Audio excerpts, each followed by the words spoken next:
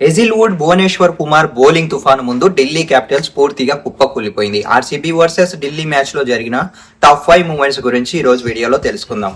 Number 1, మొదట batting చేసిన ఢిల్లీకి స్టార్టింగ్ అంటే షాకింగ్ కలిగింది.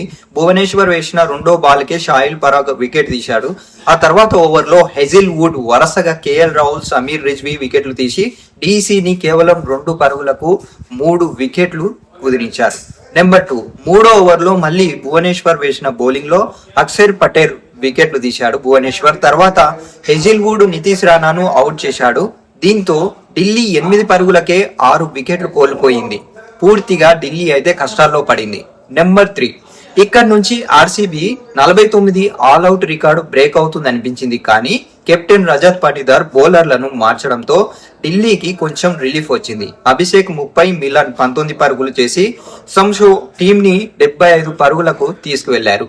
నెంబర్ 4, ఆర్సీబీ బ్యాటింగ్ స్టార్ట్ అయ్యాక జాకబ్ బెతెల్ 20 పరుగులు చేసి నటరాజన్ అద్భుత క్యాచ్ తో అవుట్ అయ్యాడు.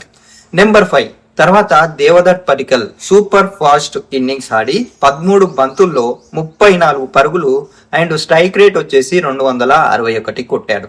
అంటే స్ట్రైక్ రేటు 261. ఇంకా విరాట్ కోహ్లీ చూసుకుంటే 15 బంతుల్లో 23 పరుగులు చేసి బ్యాక్ టు బ్యాక్ బౌండరీలతో ఆర్సీబీకి ఈజీ విక్టరీ తీసుకొచ్చారు. మొత్తానికి Bhuvi plus Hazlewood bowling spell ఈ మ్యాచ్ ని పూర్తిగా టర్న్ చేసింది. అయితే దీని గురించి మీరేమనుకుంటున్నారు కింద కామెంట్ చేయండి.